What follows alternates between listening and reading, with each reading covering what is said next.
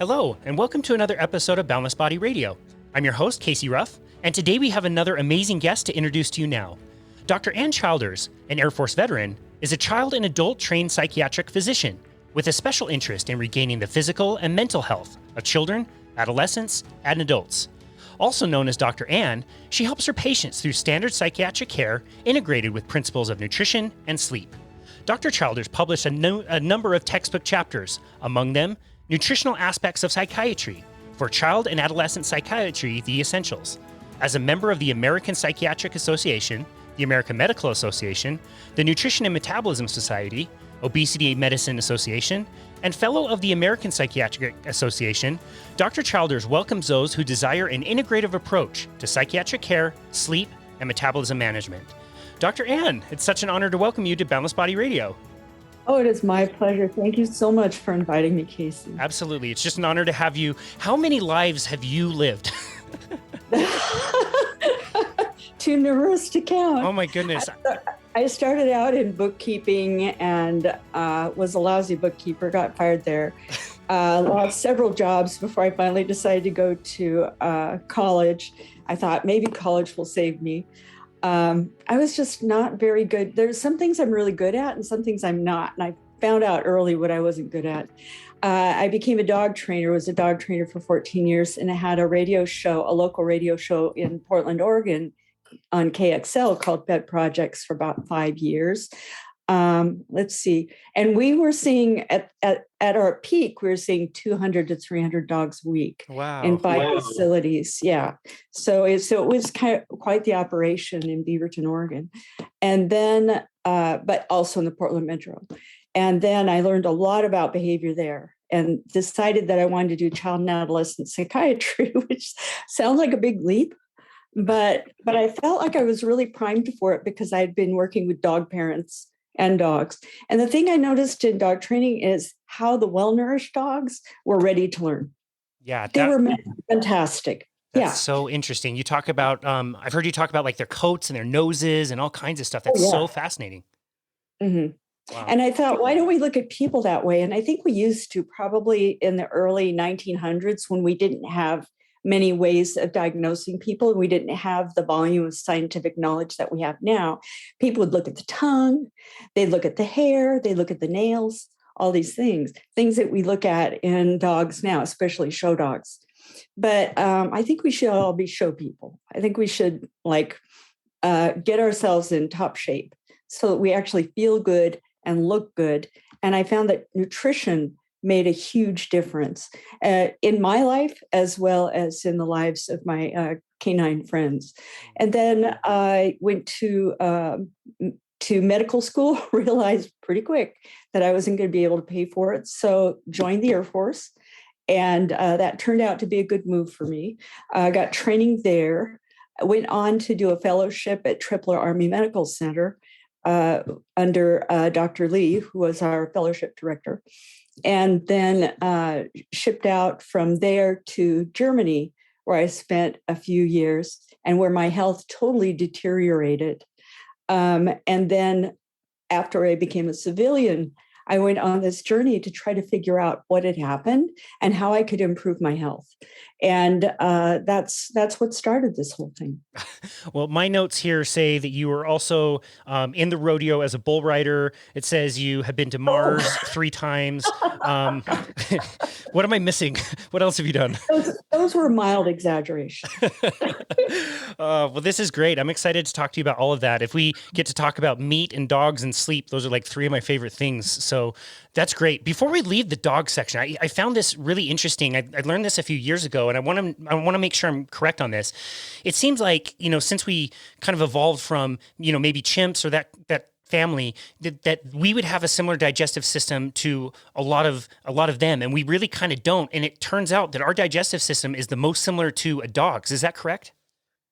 Yes, in many ways, and actually even more on the facultative scavenger line. Let me back up. So although we don't have direct descendants to these primates, the great apes, we do share a lot of our DNA with them. up to 97% perhaps in chimpanzee.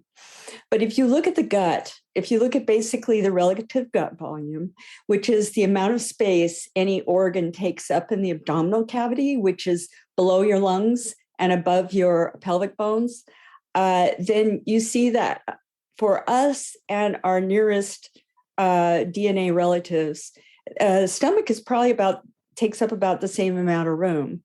But if you look at the small intestine, the human being has a much larger volume of small intestine than the great apes. And that is where we actually absorb most of our food. So the foods we were eating, way back maybe 20,000 years ago, were easily absorbed in the small intestine, and they were low residue foods, not high fiber foods.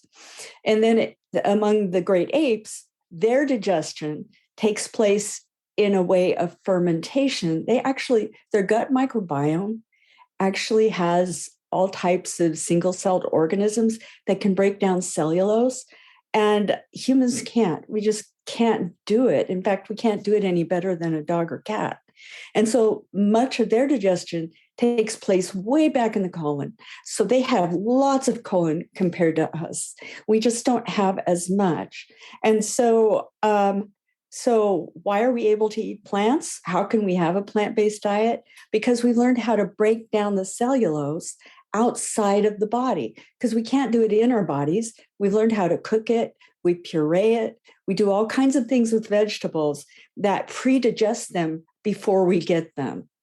And interestingly enough, dogs do well with that too. They don't do well with raw vegetables, just like we don't.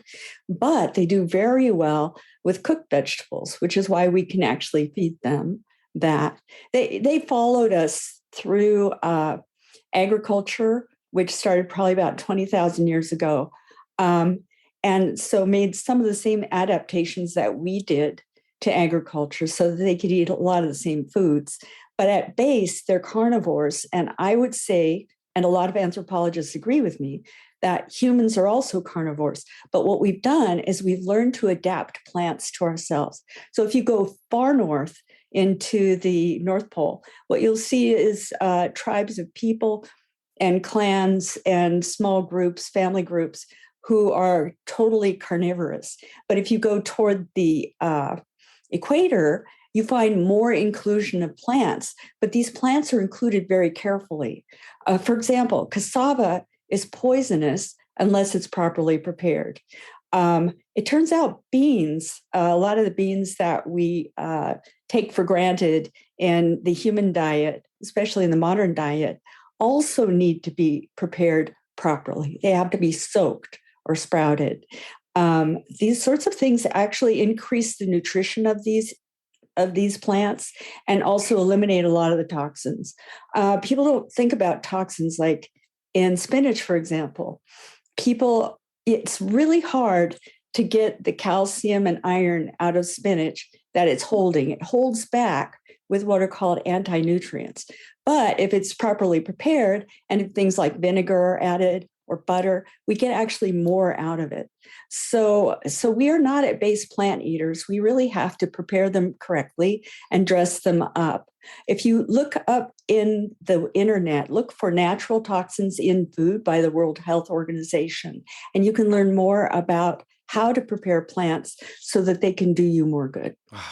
I love this concept so very much. I mean, Sally Norton made the point when we talked to her that we're so entitled as humans. We just think that everything is around for us to just take, and ship apples around the globe 365 days out of the year so we can just always have them. And that's not why apples are actually here. And Bill Schindler kind of said the same thing. These foods all have some level of toxicity, some more than others, but there are ways that we have found as humans to thrive by cooking food. And that's where the work of Richard Rankman comes in, catching fire, the concept of it was actually cooking our foods that made our brains grow to be as big as they are now. Mm-hmm.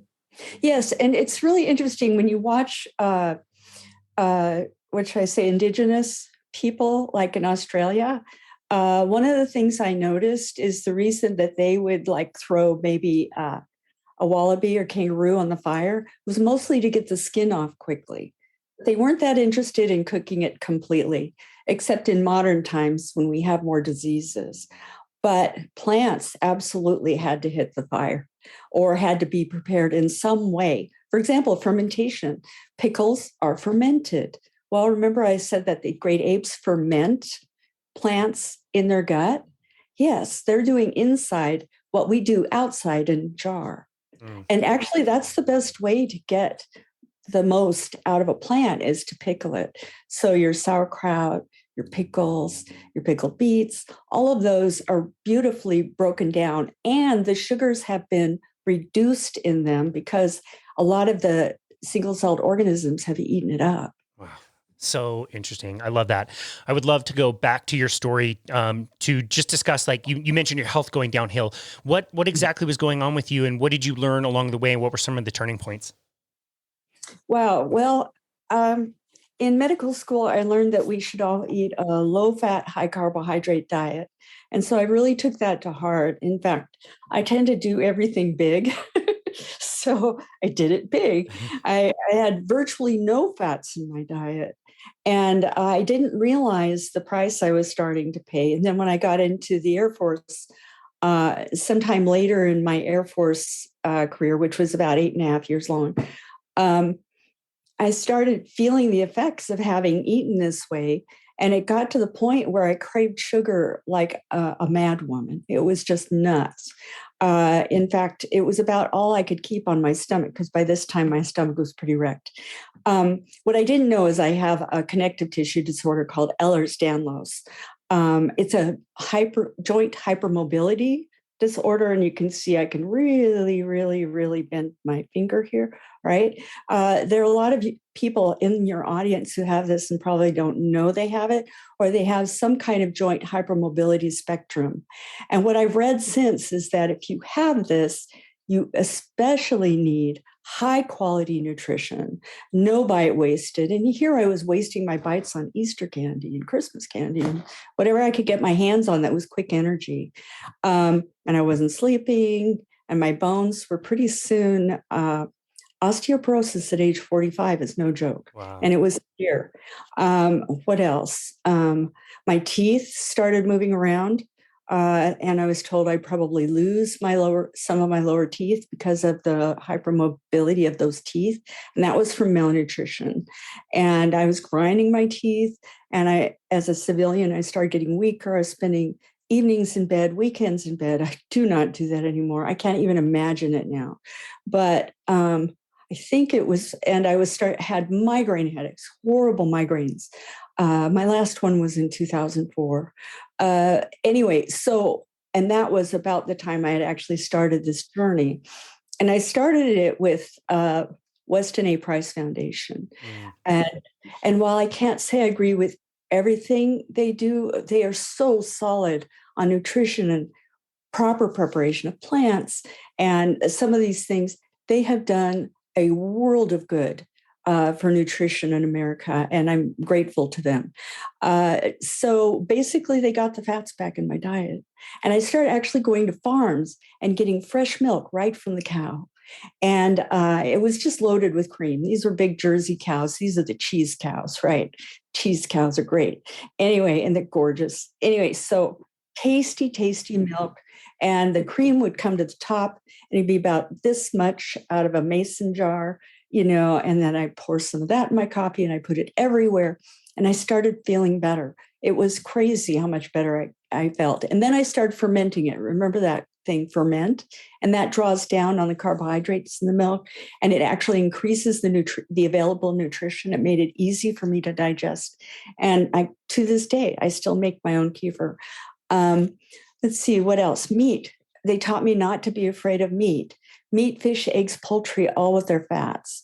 And so I learned about that. And then later I learned about sourcing the meat so that I would have the balance of omega-3 to omega-6 fatty acids that would prevent me from experiencing inflammation, which I had in truckloads of information, lots of chronic pain. And then the next thing that happened is I read Gary Taubes, and Gary Taubes was talking about Good Calories, Bad Calories, his book. And whoa, that was such a revelation. And so I started keto probably in about December of 2006 and was full in probably in January of 2007. And I have to say, getting younger when you're in your 50s and feeling younger and looking younger when you're in your 50s is really, you don't forget these things. And to this day, I'm still keto. So my brain cleared up. I lost the brain fog. I had more energy. I no longer spent my evenings in bed. I was even afraid that my medical director would figure out how sick I was and fire me. I mean, this was awful. And my bones actually recovered quite a bit, probably from all the calcium I was getting from all the dairy. And the flavor profiles of my diet skyrocketed. There was nothing that I wanted more than the flavors in my meals. And I was surprised at how much I enjoyed savory. I even got myself, and my sister was shocked when she heard this, I actually got myself used to eating liver. And because liver was considered to be a very important food historically, and Weston A. Price Foundation made a point of that. So I actually learned to like it and found myself just eating gobs of it. And it's amazing how much better I felt. The day after eating liver, I'd always feel like I had more energy. So, wow. And it's interesting because a lot of the things that are actually good for us, Americans are afraid of, or it makes them squeamish. I remember cooking and I'm dating myself here, but in home economics, we learned how to cook sweetbreads, which is the thymus gland of the cow, in butter. They weren't half bad. We even learned how to do brain, although that's a little risky these days. But yeah, so people, if you look at movies from the 50s, you see this woman dabbing her mouth with a napkin in a restaurant, and she says, "Oh, the breads were just delightful." I'm sure everybody's looking up to see what kind of bread this is, but actually it wasn't a bread at all. It was actually the innards of the animal. And then after that, I learned lions actually go for the middle of the animal first, and they leave the steaks and things that we usually eat for the other animals to scavenge. Yeah, it's just really interesting. And then I learned other cultures also eat more innards than we do. Anyone who's had pho probably has had a little bit of stomach, right? So I don't know. I think overall, American diet right now is pretty impoverished, I would say. But I would say making my diet richer also enriched my life. Wow. That is such an amazing story. I absolutely love that. It is amazing once you kind of discover this, how you're right. The flavor profile totally changes. You would never go back. You never go back to some of that crap. Talk to some of my clients like this year who tried a piece of Halloween candy and they're like, "This is disgusting. I can't believe I used to like this stuff." I know. So I actually did that. It's so funny. After being keto for probably a year, I still thought of candy as a reward. So I rewarded myself with a piece of Halloween candy, just one. And it was, get this, a blue blow pop. I mean, how industrial can you get? Is there anything more unnatural on the face of the earth than a blue blow pop? So I relished that. I chewed on it and I thought, I'm rewarding myself. And the next day, I woke up with a big cold sore on my lip and a sugar hangover. And I thought, boy, I'm not doing this again. I'd forgotten how bad I felt, right? And also the cold sore reminded me, because I've had cold sore since I was 3 years old, but cold sore reminded me that sugar actually suppresses your immune system for a good 48 hours after you eat it. And to think that I was eating it every day. wow. I mean, yeah. That's crazy. Not worth it for a radioactive blue blow pop. That's crazy. No. Wow. Industrial sludge. Yeah, gross. When did you decide that you wanted to start sharing the message and start taking some of this into your practice? Gosh, I think pretty soon. Pretty soon, I started trying to convince my patients to lower the amount of carbohydrates in their diet. And what was really lovely about that is I was working for Clackamas County Community Mental Health at the time, and I had schizophrenic patients who who tolerated certain antipsychotics. They actually kept them well, but they had huge weight gain from them. And so these were what we call the newer antipsychotics or atypicals. So while they didn't have some of the problems that the old antipsychotics have, they did bring in metabolic syndrome and even diabetes were risks with some of them in particular. So I had this one young schizophrenic fellow who would fill his pockets with wadded paper. He was just so adorable. Anyway, he was overweight, and his mom was very careful to take good care of him. And I suggested that they lower the carbohydrates, and she was pretty weight conscious, and she wanted to do that as well. And so they both did it. And I think one of the most rewarding things was to see them both feeling happier, healthier, and also having lost the weight they wanted to lose. And to me, that was a miracle. So I did start actually employing it. I also knew that I felt better and I wanted them to feel better.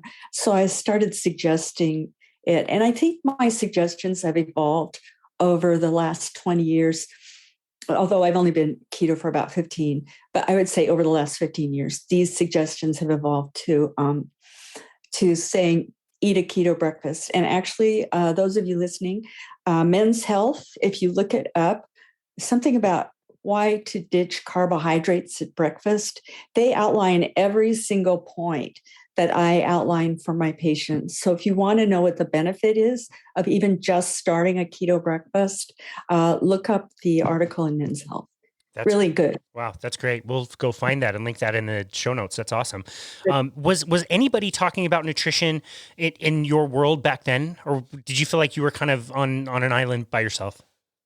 Well, one of the few medical schools to have nutrition was ours. But ours was, I think, based on a book that the professors, I think they were called the Connors, had published at the time called The New American Diet. And it really, and they also demonstrated how much fat there is in various things.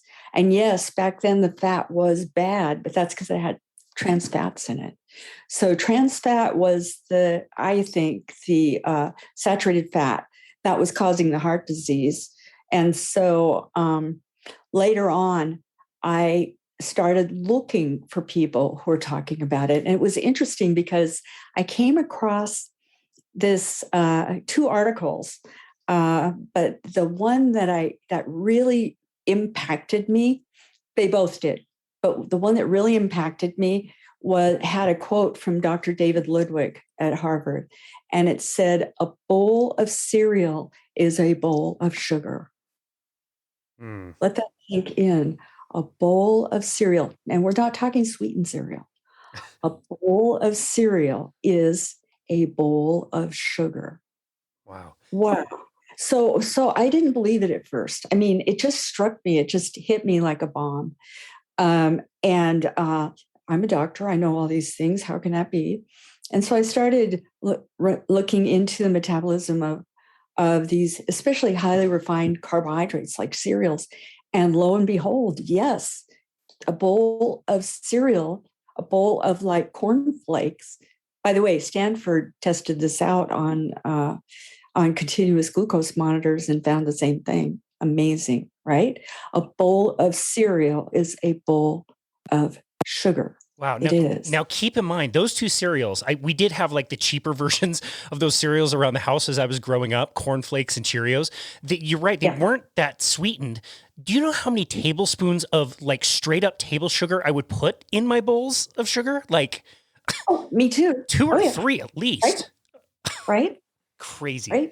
Exactly. Mm-hmm. Wow. So and there's a Mark S. Gold, MD, and he has a book out also on addictions, food and addictions. And he says that the sugar wipes out your feel-good neurotransmitter called dopamine. It wipes it out. So you don't feel rewarded. You feel really down. It's more likely to make you, even in my book, this is Dr. Childers speaking. I'm not sure what he would say about it. But when you wipe out dopamine, you're at risk for depression. And these highly refined carbohydrates that act as sugar, and then the sugars proper, both big problem. Oh, and fructose is not off the hook. Even though it doesn't raise your blood sugar in your bloodstream, it can, from what I'm reading, cause fatty liver disease. So, like agave nectar is almost pure fructose.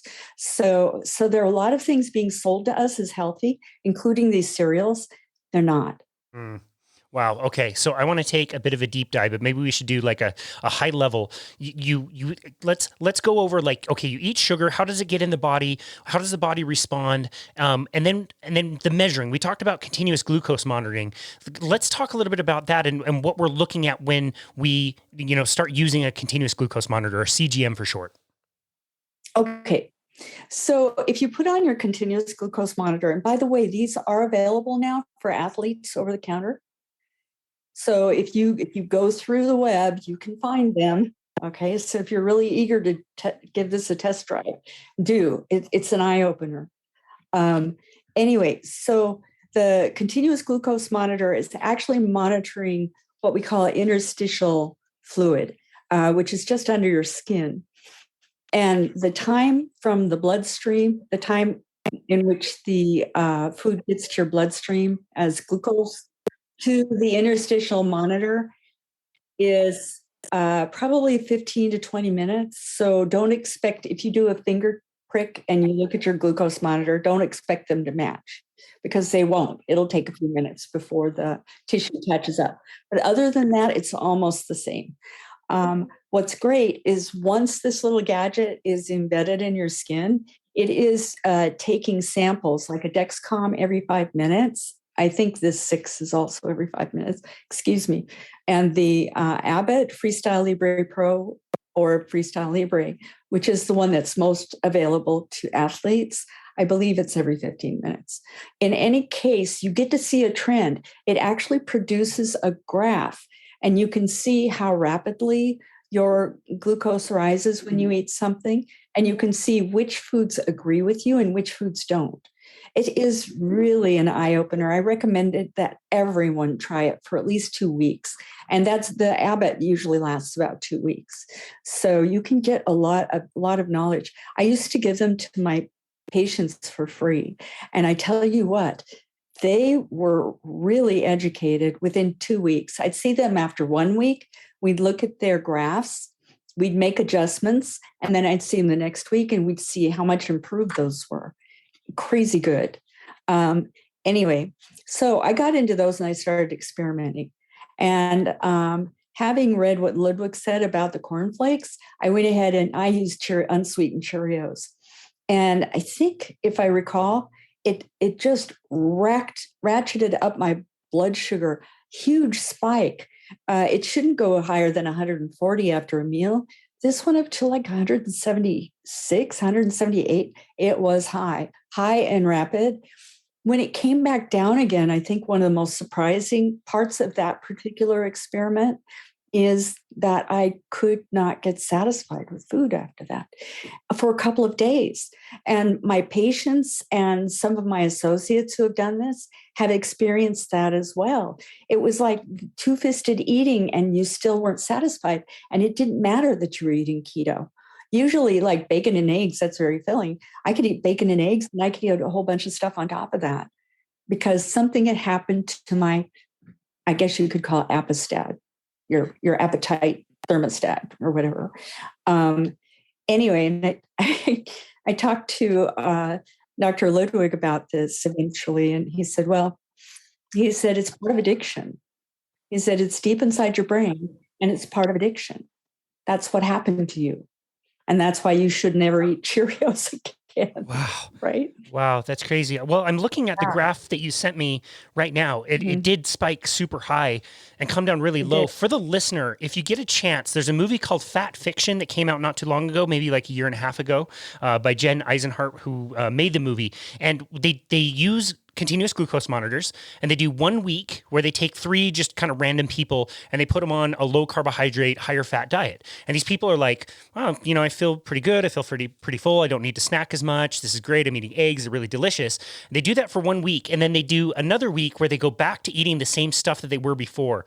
And like, if you've ever gone through this, you'll watch that and think like, oh my goodness, these guys, what they have coming this next week is going to be absolute misery. They are going to hate their lives going back to eating what they were. And sure enough, their blood sugar was swinging all over the place, up and down everywhere. And they were totally miserable. Of course, they would self-correct and choose the foods that made them feel really full, which then in turn kept their blood sugar really stable. You sent me a few other graphs that I'd love to talk about, the Snickers graph and the Cheerios cream graph. Those are very interesting. Can you tell us about those? Okay. So, my blood sugar, and you probably know more about it because you have the graph in front of you, was up in the 170s. I thought it was in the late 170s. But when I did the Snickers, they have that advertisement, it's so satisfying. Well, apparently so. I didn't have that reaction that I had to the Cheerios. And then the other thing is, it only went up to 136, Wow. which is below the 140 threshold, right? Yeah, that's right. And so I had to chuckle because I'm sure it's not the breakfast of champions, but there it is. It's actually more modified.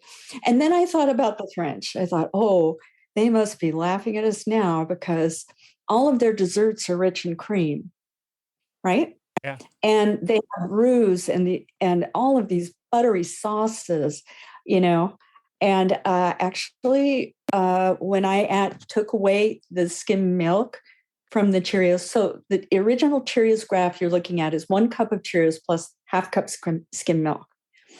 And then what I did is I took away the skim milk, which was 50 calories, and substituted it with 50 calories of heavy cream. And that was really hard to choke down, but I did it for science, just like I ate the Snicker bars. Anyway, but that was amazing because it kind of hovered under 100, and it was the same darn cup of Cheerios. Interestingly enough, Stanford actually did experiments with continuous glucose monitors, and if you key in Stanford and blame it on the cornflakes and the phrase "blame it on the cornflakes" in quotes, I think you'll find the report on that study. And what they found is that normal subjects, people that were considered healthy, had glucose spikes to cornflakes that were just like diabetes. Wow, that's crazy. Yeah. Crazy. Wow. So it's so interesting that in terms of blood sugar, the breakfasts that we considered healthy are worse than 2 fun-sized Snickers bars, which is what I'd used in the other experiment. Wow. 2 fun-sized Snickers bars. Yeah. Wow. I never thought I would say. I think I might reach out to Snickers to see if they want to be a show sponsor. I never considered that. Just lost Kellogg's. So we might as well go for Snickers. So this is amazing. So what I would gather from this and looking at all of this, seeing the big spike with the cornflakes and then seeing this all leveled out, I'm generally trying to get people to get sugar out of their diets, which obviously I still think is a good thing. But if you're at least having the sugar with the fat, is that kind of what we learned from this information that yeah, it's not great to have sugar, but if you're going to have it with the fat and that can mellow things out in the body? I think that's probably a safe thing to say. Now, there are people who would argue with me, and they may be totally correct. There may be some metabolics behind what happens in that case with that combination. So, I think in terms of if you were diabetic and all you had was cornflakes, I would cover it in heavy whipping cream. Yeah. Wow. Yes. All right. and you'll be very satisfied for a long time, but the best plan is to avoid highly refined carbohydrates altogether. Yeah. That is the best. Mm-hmm. Yeah, I'm going to stick with my eggs, I think. There's another graph. Oh, yeah. There's another graph that you sent that shows it looks like cocaine. I'm not sure what exactly it's measuring, but it sure looks like a sugar curve to me. It does, doesn't it? Yeah. So in medicine, a lot of times we say that if the drug has a trajectory of a straight up and straight down, and it's down in a shorter period of time, you're more likely to have withdrawal effects from that drug after a time. Once your body has become accustomed to it, then you're more likely to feel like you're in withdrawal when you stop that drug. And we see that a lot in psychiatry with short-acting drugs. So like a short-acting benzodiazepine is going to give you more rapid addiction than a longer-acting one, although the longer-acting one will eventually, yes, you will become basically habituated to it and you will need it after a while, and it probably won't do you much good. So that's just a class of drugs that has those characters. But like crack cocaine, methamphetamine, all of these things are quick and short, and they drop in your blood system unless you really smoke a lot of it. But anyway, they have shorter timelines, higher ups and downs. And it's interesting to me that these glucose curves, where they're straight up and straight down, seem to also be more addictive, although the physiology is different. Anyway, so just interesting to me. So if you were to have, yes, so you wouldn't be as addicted to, say, Cheerios with heavy cream as you would be over time Cheerios and skim milk. Wow. You would have to have that or something else to replace it pretty shortly after you ate it. And can you imagine what it's like for kids who are eating sugary cereals like Fruit Loops, what they must be like to manage in a classroom at about 10 in the morning? Ugh. OMG, right? So actually, one of Emily's friends is a co-parent, and she said, as soon as I get the kids in my house, I fill them up with bacon and eggs. And she goes, and we have a good day. Wow, I love that. Yeah, I mean, so in your opinion, it certainly seems like a lot of these psychiatric diseases are becoming a lot more common. We see a lot more anxiety, depression, ADD, ADHD, that kind of stuff. Do you think a large portion of that is really lifestyle dependent and can be managed through lifestyle? Well, ADHD covers a pretty broad territory that I can't really go all into, but sometimes it includes early head injury, malnutrition early on, iron deficiency early on, et cetera, et cetera, et cetera, can lead to some cognitive changes that are permanent in kids. However, it was shown in Great Britain, there was a great study, wonderful study, using food colorings. And what they found is kids that didn't even have ADD looked like they had ADD after they ate these food colorings. Wow. Wow. So I would say processed food in general, any highly processed food, any food that doesn't look like where it came from is suspect for causing ADD, ADHD type symptoms. And I'm working on a textbook chapter too that says at least a third of people who are depressed, probably more like a half or more, have what we call metabolic syndrome, or signs and symptoms of metabolic syndrome as well. So is this cause and effect? Is this just an association? My thought is, my bias is that it is cause and effect, because metabolic syndrome has a lot to do with the way that we make use of foods for energy. And when you're insulin resistant, it's very difficult to make proper use of the foods that you're eating to get energy. And it even changes the way that insulin is used in the brain, which is different than the way it's used in the body. That is why, for example, Alzheimer's disease right? We see a lot of Alzheimer's disease in people who have prediabetes or diabetes. So we think what's happening there is that the brain is not utilizing glucose the way it should. Something has happened in the metabolism of the brain. And that is why there's so many areas that are not metabolizing properly and makes it very difficult for that person to think and reason. However, when we give them ketones as an alternative fuel, they can use their brains somewhat better. I don't think we've got all this puzzled out, but we do know that ketones are a good thing. And you can use exogenous ketones, or you can actually get the person into ketosis. But either way, they do better. Wow. So I don't know if that answers the question, but I do think that depression often precedes Alzheimer's. And we have a lot of people with metabolic syndrome. Actually, very interesting study. University of North Carolina at Chapel Hill took a look at the National Health and Nutrition Examination Survey and found that only 12% of the thousands of Americans tested had no signs or symptoms of metabolic syndrome. They were metabolically healthy. Crazy. Yeah. Seriously. And that was a few years ago. I don't think we've gone the right direction since that study was even done. No, we haven't. But, I think there's a grassroots movement. I think it's a grassroots movement among MDs who are figuring this out. Trust me, job satisfaction, when you start incorporating getting the carbs down, zooms. I am hearing from like Gary Fettke and also read about another orthopedic surgeon who had the same experience. And these are anecdotal, so this is not a scientific study.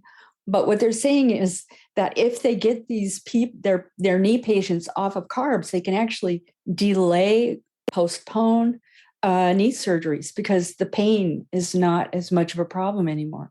This is really important information for all of us, especially since chronic pain is a thing.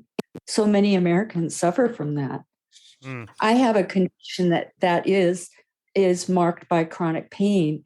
And I think the reason I've led a charmed life with it, the Ehlers-Danlos, is because I am so low in carbs.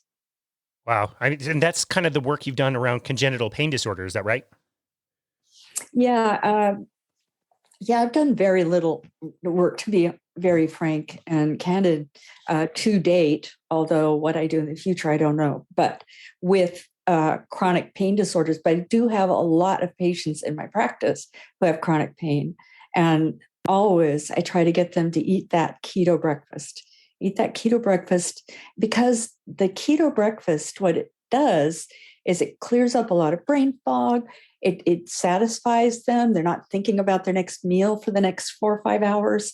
And it's just, and it is an anti-inflammatory approach, although if you eat a lot of carbs the rest of the day, I'm not sure that's going to help. But they have more energy. They say they have more energy, and a lot of them start losing weight just on a keto breakfast. So when that becomes rewarding, that's when people are more motivated to move ahead with it.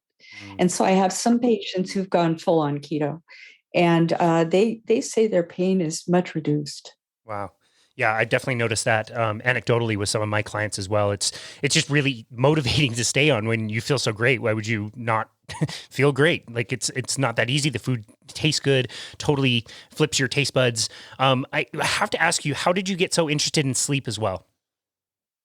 Oh, because I don't see how any psychiatrist can help a patient who's not getting good sleep. One of the things that's happened with metabolic syndrome in the United States is people are gaining weight, and that weight isn't just in the belly, it's also in the tongue. The tongue is a fatty organ, and it blocks the airway. And so people who and it's like a two-edged sword. What happens with someone who's got a blocked airway is they get fatter. They start gaining more weight. And then the more weight they gain, the more blocked their airway is, and they don't get treatment, they're in trouble. And not everyone who has sleep apnea snores. So although snoring is a pretty good sign, I mean, if someone's a loud snorer, they definitely need to be seen. But I suspect sleep apnea even in people who report no snoring, and I do find it. Another thing that happens is by and by, it causes more anxiety because it sets you up into fight or flight, and it also leads into depression. And just to put it in perspective, perhaps 1 in 3 men has sleep apnea of some degree.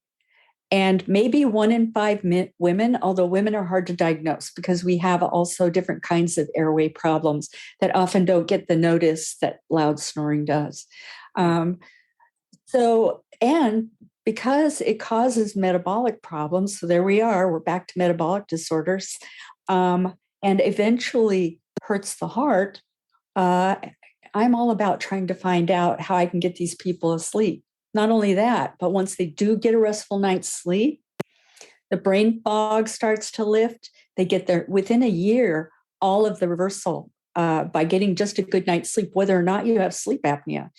It reverses a lot of negative brain changes, things like loss of gray matter that happen when people don't get good sleep for whatever reason. So, yeah, I mean, getting the brain healthy, that is my stock and trade. And so I am all about the sleep. Wow. You mentioned brain fog. You mentioned snoring. What other signs and symptoms might tell somebody that they're not getting enough sleep? I just ask a simple question. When was the last time you felt like getting up after sleeping the next day? Just get up, get right out of bed, pop out of bed, eager to get out of bed.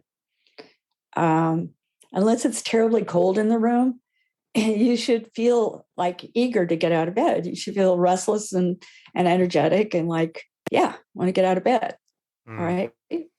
And also by about 3 o'clock, especially, a lot of times they feel low throughout the day, but 3 o'clock seems to be the witching hour. I think it's no coincidence that that early afternoon is tea time in Great Britain, or people here, maybe they're reaching for Starbucks or something. Anyway, so that is often a sign that good sleep was not had the night before.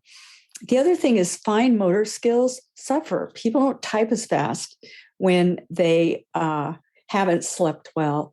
They don't, they have more word finding difficulty, et cetera, et cetera. So, and I have personal experience with this as well. Having a connective tissue disorder, I'm also very prone to sleep apnea, and mine is severe. And if I do not sleep well, I feel like I've been hit by a truck. Wow. And that's how I used to feel all the time, but I didn't know it. I thought I was just lazy. Wow. So, yeah. Well, it's funny you mentioned 3 p.m. I've used this example before in seminars and consults with people. I've looked this up. The soda store that's down the street from me, you can buy a bucket of soda for like a few bucks, and you can get syrup pumped into it and everything. If you look on Google, it shows like the hours they're open. It also shows the hours that they're most popular. Guess what time the soda store is most popular? 3 p.m. Yep. Between 3 and 4. If I'm driving by, if I'm going to the store to grab a few pounds of meat or something, like the line of cars wraps around the building. It's insane. And I've made the argument that, first of all, probably these people's lunches were not satisfying and filling enough. Maybe they even tried to eat healthy and they had a sandwich or a salad or something, but it wasn't enough to really cause satiety. So now they need a pick-me-up at that time. And it's so cool to learn that sleep is probably a big part of that as well. And it's such a spiral too. Like the two will just go hand in hand as you're explaining. Well, remember the Cheerios story and how it dropped, and then I just felt really hungry, right? One good way to disrupt your sleep, if that's what you're after, is to eat a high carbohydrate meal before you go to bed. Wow. And what happens is if you're going to go into a low blood sugar state or a mild low blood sugar state, that will wake you up. Yeah, that makes a lot of sense. 5 hours. Could be 5 hours after your meal. Wow. Yeah, that makes a lot of sense. So what are some of the tips and tricks that you have for people to help them get better sleep? start weaning yourself off of ultra processed foods. It's going to be a trouble. It's going to be hard. You're going to be addicted to it, but wean off. Get rid of one thing a day, just one thing every day, or one thing a week. The weeks will go by and you'll start feeling better and better. Include protein and fat with every single meal. Make sure that you're getting your protein, the protein you need every day. Look it up. There is a protein calculator online, and it uses guidelines by American Dietetic Association, all kinds of different guidelines, World Health Organization. Find out what your minimum and maximum protein requirements are, and abide by it. Get enough protein every day. It'll make a total difference in the way that you feel. The other thing is the protein and the fat. Part of the magic of the keto breakfast is the protein and fat in it. Let's say bacon and eggs. For the next 6 hours, protein is releasing glucose. That's why Dr. Childers can be on a ketogenic diet with no carbs even some days, and yet the brain is still functioning, actually better than ever. Thank you very much. But that's how it happens, because we can get glucose from protein. It's called gluconeogenesis. We can also get some glucose from fat, and it releases over a period of 6 hours. So it's like a long-acting drug instead of the short-acting drug, the ups and downs of carbohydrates, especially highly refined carbohydrates, which are just a sugar shock. So get off of those foods and you'll just start feeling better. You'll probably have more energy, less brain fog. You'll just feel better. So try to get away from crackly packaged stuff that doesn't really belong on your table. That's a huge big deal. Get away from fruit juices. Fruit juices are not your friend. They sound healthy, but they're loaded with fructose. They're loaded with glucose. They're not your friend. And they can set your kids up for what I have, which I'm a recovering sugar addict. Yeah, for sugar addiction later on. So try to start out right. And if you didn't start out right, start doing an inventory of what you're eating. I like Diet Doctor, because Diet Doctor shows you where the carbs are, dietdoctor.com. That's Andreas Enfeldt's site. He's Swedish. And I think you can get probably a month of membership for pretty cheap, for $0. I think they still have that on. So it might not even cost you anything, but at least you can find out where the carbs are. And I think if you get a good education, there are probably other sites as well, I'm sure, that can do that for you. But once you know where the carbohydrates are, then you know what to get rid of for your breakfast. Also, if you do a keto breakfast, it will help you throughout the day. It will keep you more satisfied. You won't crave as much. You probably won't eat as many sweets and things during the day. If you get that keto breakfast down, you need to make sure that if you eat twice a day, it's at least half or more of your calories. If you eat 3 times a day, it's a third or more of your calories. If you don't eat breakfast, and some people don't, you can make lunch your breakfast, but I would keto down on lunch and then introduce the carbs at dinner. Just don't forget, if you do a keto breakfast, to introduce your carbs at lunch, because if you are not a fat burner, if you have not converted to full-on keto, you may hit the wall by about, say, 3 o'clock. So, yeah. But just making your diet more nutritionally dense, even if you don't go full-on keto, which not everyone has to do, make it more nutritionally dense. I promise you, you will eat, sleep, and play better. I love that. For the listener, listen to Dr. Ann, go to Diet Doctor. That website is incredible. They have so many amazing resources articles, references to other websites who are coming out with new stuff. They have full-length movies. They've got videos. Their meal planning application is incredible. You can take all kinds of meal plans with different themes from different countries. They could be pescatarian, vegetarian, meat only. Like there's so many different options and resources on that website. I cannot promote them enough. They are amazing. The membership fee, I think you're right. I think you get like a free month, which is ridiculous. And it's less than like $10 a month to be signed up for it. I've been signed up for years because I love it so much as a resource. So I cannot agree with you more. They do such a wonderful, wonderful job. Do you have some of your content over there as well? Yes, actually, one of my lectures is there.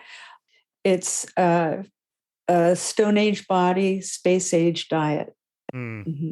Wow. Yeah. I mean, that's probably where I found you in the first place to begin with several years ago and started following you and your work. So that's really amazing. Oh, can you tell us a little bit about how you're working with people today? Yes. Right now, I'm in the midst of putting together a textbook chapter on mood disorders and diet. So I'm hoping that once that is polished and complete, that it will be a helpful resource. I do see patients still. I work a couple of days a week, seeing patients for 10 hours a day, and sometimes a third day if my schedule fills. And I find it just delightful. I am on Twitter, so I don't always talk about diet. Sometimes something gets in there that's kind of interesting to me, and I might kind of wear that subject out. But I always return back to diet. And if you go to my profile, and that's Ann Childers MD, all in one. So it's at Ann Childers MD. If you go to my profile, you can see all of the comparative anatomy graphs and things like that, and how I arrived at the idea that we're carnivores. And I'm not the only one. Please don't think I'm some kind of pioneer in there. There are lots of anthropologists that have also explored this concept.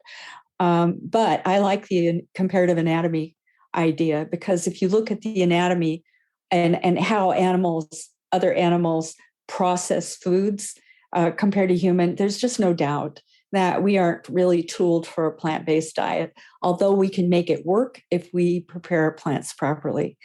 So anyway, anyone who's ever eaten corn knows it can go out the way it came in. Okay. Yeah, totally. So totally. So yeah, so I think that's a really good demo. I remember I used to do slides for Oregon Health and Sciences University at night, and I would be streaking these microplates before I got into med school. And I would see so much lettuce and stool slides. It was just ridiculous. Lots of lettuce. Wow. Anyway, undigested lettuce. So, so I think that that's pretty much what I'm doing now to help people with COVID. COVID kind of put the smack down on a lot of speaking engagements. So, but I plan to do a speaking engagement for the Hypoglycemia Support Foundation, I think in June, so in Seattle. Wow. Well, we will look forward to that. I know you're really busy. I would not be surprised to see you playing soccer in the World Cup or walking across Asia or wrestling bears up there in the Northwest. just part of life for Dr. Ann. We don't have alligators up here, so we just have that's great. Well, if you had to distill one simple tip for the listener, what would that one thing be? We've covered so many different things. I think I know what you're going to say, but I'd like to let you say, like, what is one simple tip you'd like to leave for the listener from this conversation? If there was one thing that I could have done that would have saved me, can I have two things, please? Yes, absolutely. I would optimize nutrition and optimize sleep, and you will be 75% of the way home. That is amazing. It's so simple. There's definitely tips and tricks around that. And like you said, you may be, in for a little bit of a struggle when you're getting started, and that sugar addiction is definitely a real thing, but you're right that getting over to the other side of that, you'll not miss sugar whatsoever. Dr. Ann Childers, what a fun conversation. Can you tell the listener one more time where they can go to find you and find your work and connect with you? Oh, yes. So I have a website that has some of my articles.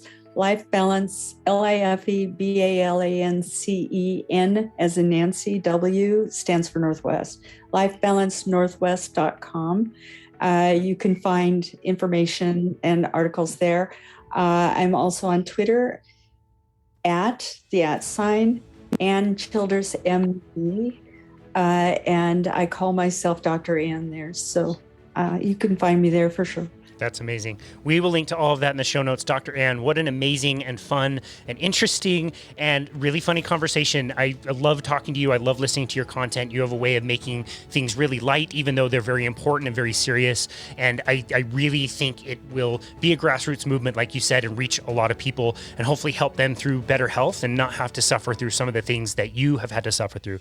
So I just want to say thank you so very much. We're so grateful for you and your work. And thank you for taking the time today to be on our show. We are very honored to host you, so thank you. Thank you for this opportunity, Casey. Absolutely. And this has been another episode of Boundless Body Radio.